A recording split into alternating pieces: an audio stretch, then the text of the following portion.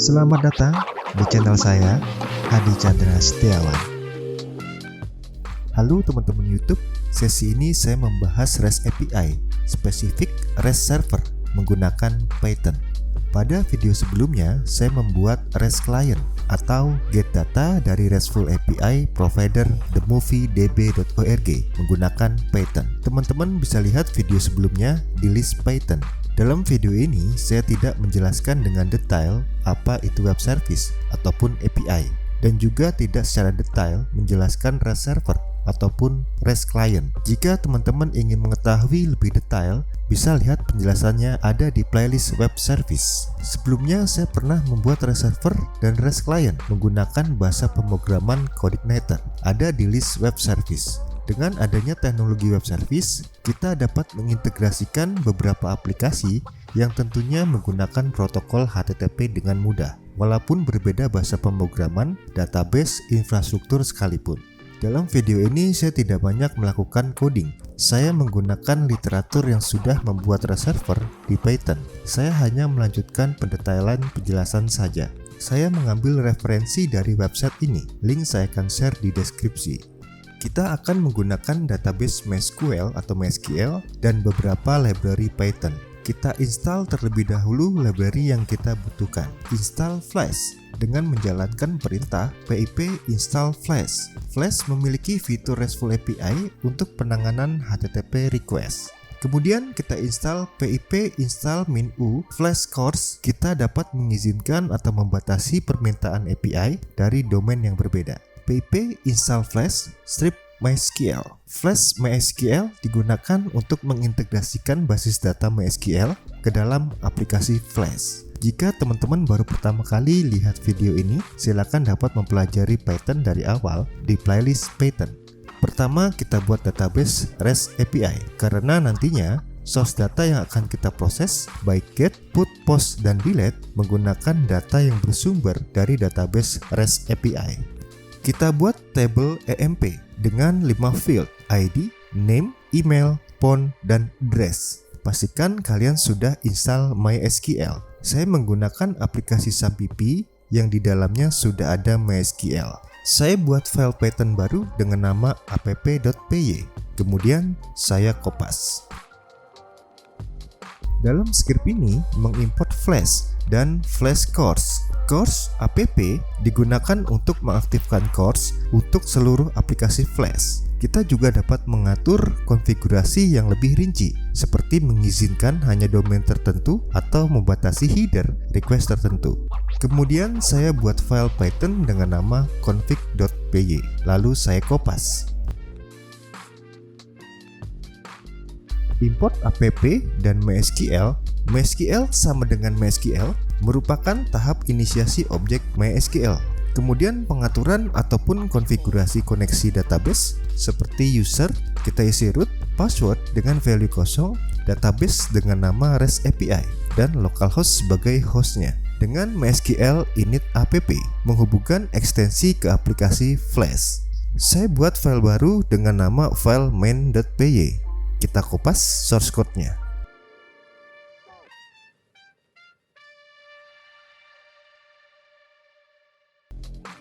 Dalam file ini kita memproses operasi CRUD, create, read, update, dan delete. Di sini terdapat beberapa HTTP method, yaitu post untuk kita menambahkan data karyawan baru ke dalam database, method get untuk request data karyawan, baik semua data karyawan ataupun berdasarkan ID karyawan tertentu, method put untuk mengupdate data, dan method delete untuk menghapus data. Import py MySQL, library yang kita pakai untuk interaksi dengan database MySQL. From app import app memanggil file project app.py yang sudah kita buat. From config import MySQL memanggil file project config.py yang sudah kita buat. From flash import JSON file mengimport library yang digunakan untuk menghasilkan format data respon JSON. From flash import flash request, Flash kita gunakan untuk memberikan pesan sukses ataupun adanya kesalahan pada sebuah request. Request kita gunakan untuk melakukan permintaan HTTP ataupun HTTP request seperti get, post, put, dan delete. Pada source code route create dengan metode post ini kita gunakan untuk request HTTP post atau kita gunakan untuk membuat data karyawan baru ke dalam tabel EMP di database REST API. Dev create EMP merupakan function create yang dimulai dari try except untuk menangani pengecualian yang bisa terjadi baik error ataupun eksepsi. Request JSON digunakan request JSON dan mengambil parameter nama, email, phone, address yang akan dimasukkan ke dalam tabel EMP. If name, email, phone, address, request method post digunakan untuk validasi inputan apakah name, email, post, dan address dengan metode post. Jika tidak memenuhi kondisi, maka akan dijalankan fungsi show message untuk menampilkan pesan error. Connect dan kursor untuk membuka koneksi ke database MySQL dan membuat objek kursor MySQL. SQL query berisikan perintah insert data yang akan disimpan ke dalam tabel EMP dengan field, name, email, password, dan address. Kursor execute digunakan untuk mengeksekusi query dan concommit untuk melakukan commit ke database. Setelah proses execute dan commit query, maka akan tampil informasi employee added successfully dan memberikan respon code 200 dengan arti lain status sukses. Return response digunakan untuk pengembalian nilai. Accept exception menangani pengecualian yang muncul dan mencetaknya atau print. Finally, kursor close close untuk menutup kursor dan koneksi database. Saya coba run. Tampil informasi running on HTTP dengan IP 127.0.01 port 5000 atau sama hal dengan HTTP localhost port 5000. Dengan Flash kita dapat running di lokal mesin dengan default localhost port 5000. Saya gunakan aplikasi Postman sebagai aplikasi testing API. Saya masukkan URL atau endpointnya localhost port 5000/create. Karena kita sudah set route create untuk memproses data insert, jangan lupa kita set dengan metode post. Dalam pengiriman data dibungkus dengan format data JSON. Kita pilih body, pilih raw, dan tipe JSON. Saya isi value name, email, phone, address dengan format JSON.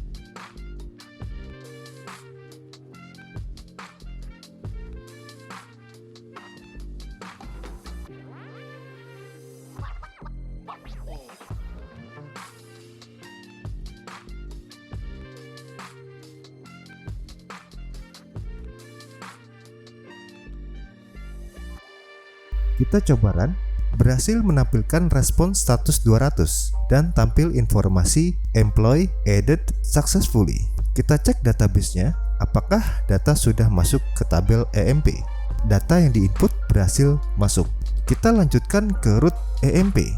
Dev EMP merupakan function get data yang dimulai dari try except untuk menangani pengecualian yang bisa terjadi, baik error ataupun eksepsi. MySQL Connect dan kursor untuk membuka koneksi ke database MySQL dan membuat objek kursor MySQL.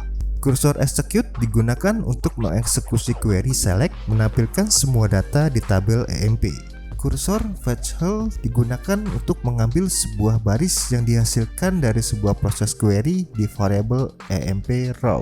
JSON file digunakan untuk mengkonversi data menjadi format data JSON. Respon status code 200 dan return respon memberikan respon code 200 atau satu sukses, dan return respon digunakan untuk pengambilan nilai. Accept exception menangani pengecualian yang muncul dan mencetaknya atau print. Finally, kursor close close menutup kursor dan koneksi database. Buka aplikasi Postman, saya masukkan URL atau endpointnya localhost port 5000/EMP karena kita sudah set root EMP untuk memproses data select. Jangan lupa kita set dengan metode get. Kita run, berhasil menampilkan data karyawan dengan menggunakan format data JSON dengan status 200 yang artinya sukses. Selanjutnya, root yang digunakan untuk menampilkan data karyawan berdasarkan ID tertentu, nantinya dengan URL emp/value dari ID. Dev emp_details yang berisikan emp ID merupakan function get data yang menampung ID yang akan menjadi parameter kondisi where dalam query select. try except untuk menangani pengecualian yang bisa terjadi baik error ataupun eksepsi. MySQL Connect dan Cursor untuk membuka koneksi ke database MySQL dan membuat objek kursor MySQL. Cursor Execute digunakan untuk mengeksekusi query select menampilkan data karyawan berdasarkan ID tertentu dari tabel EMP. Cursor Fetch Help digunakan untuk mengambil semua baris yang dihasilkan dari proses query di variabel EMP raw. JSON file digunakan untuk mengkonversi data menjadi format data JSON. Respon status code 200 dan return respon memberikan respon code 200 atau status sukses, dan return respon digunakan untuk pengembalian nilai. Except exception menangani pengecualian yang muncul dan mencetaknya atau print. Finally, cursor close, con close untuk menutup kursor dan koneksi database. Buka aplikasi Postman, saya masukkan URL atau endpoint localhost port 5000/emp/value dari ID. Karena kita sudah set root emp/value dari ID untuk memproses data select berdasarkan ID tertentu. Jangan lupa kita set dengan metode get. Kita run, tampil record.found 1404, URL ataupun endpoint tidak terbaca. Kita kembali ke Visual Studio Code, kita klik Ctrl+C untuk stop server flash. Kita tambahkan int, kemudian value parameternya. Untuk menunjukkan parameter ID adalah tipe integer. Kita run untuk mengaktifkan server flash kembali. Kembali ke Postman, kita coba run. Berhasil menampilkan data karyawan berdasarkan ID tertentu. Selanjutnya pada root update dengan metode put. Kita gunakan untuk request HTTP put, kita gunakan untuk mengupdate atau mengubah data karyawan. Dev update EMP merupakan function update yang dimulai dari try except untuk menangani pengecualian yang bisa terjadi baik error ataupun eksepsi.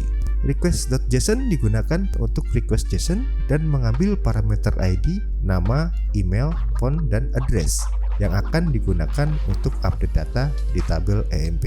If name, email, phone, address, ID, request method sama dengan put digunakan untuk validasi inputan apakah name, email, phone, address, dan ID menggunakan metode put. Jika tidak memenuhi kondisi, maka dijalankan fungsi show message untuk menampilkan pesan error. SQL query berisikan sintak query update dengan field name, email, phone, address dengan kondisi update berdasarkan ID tertentu. Bind data untuk menampung parameter yang dikirim seperti parameter name, email, phone, address, dan ID. MySQL Connect dan Cursor untuk membuat koneksi ke database MySQL dan membuat objek kursor MySQL. Cursor Execute digunakan untuk mengeksekusi query beserta parameter yang berisikan value data. Concommit untuk melakukan commit ke database. Setelah execute dan commit query, maka akan tampil informasi employee updated successfully dan memberikan respon code 200 dengan arti lain status sukses. Return respon digunakan untuk pengembalian nilai. Except exception menangani pengecualian yang muncul dan mencetaknya atau print. Finally, cursor close, con close untuk menutup kursor dan koneksi database. Buka aplikasi Postman, saya masukkan URL dan endpointnya localhost port 5000/update karena kita sudah set route update untuk memproses data update. Jangan lupa kita set dengan metode update. Dalam pengiriman data ini dibungkus dengan format data JSON. Kita pilih body, pilih raw, dan tipe JSON. Saya isi value ID, name, email, phone, address dalam format JSON.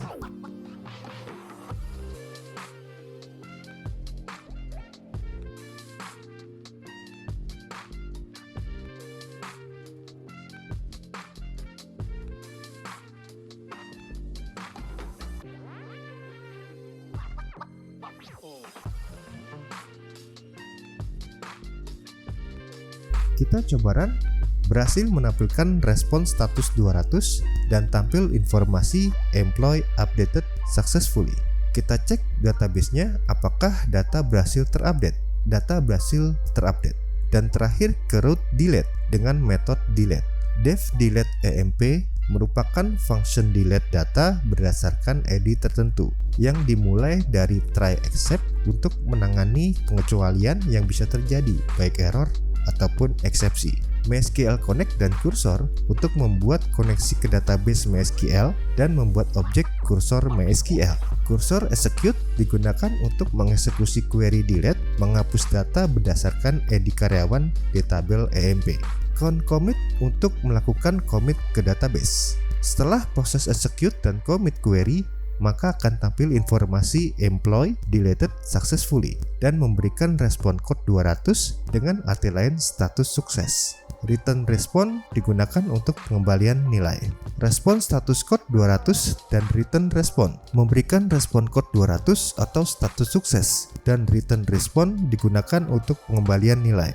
Accept exception menangani pengecualian yang muncul dan mencetaknya atau print. Finally, cursor close, count close untuk menutup kursor dan koneksi database. Buka aplikasi Postman, saya masukkan URL ataupun endpointnya localhost port 5000/delete/value dari ID.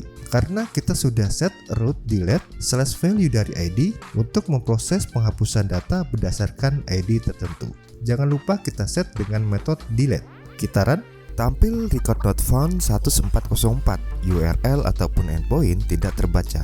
Kita kembali ke Visual Studio Code, kita klik Ctrl C untuk stop server flash. Kita tambahkan int, kemudian value parameternya. Untuk menunjukkan parameter ID adalah tipe integer. Kita run untuk mengaktifkan server flash kembali. Kembali ke Postman, kita coba run. Data berhasil terhapus berdasarkan value ID tertentu dengan menggunakan format data JSON dengan status 200 yang artinya sukses, dan tampil informasi employee deleted successfully. App Error Handler 404 merupakan ekurator yang digunakan untuk menangani kesalahan dengan kode status HTTP 404 yang menunjukkan bahwa halaman resource request tidak ditemukan. Ini biasanya digunakan untuk menangani permintaan yang salah ataupun route yang tidak valid. Respon yang tampil yaitu status code 404 dan menampilkan informasi record not found beserta URL requestnya. Respon kesalahan akan ditampilkan menggunakan format data JSON, dan app run digunakan untuk menjalankan flash Python dan memulai melakukan proses request HTTP.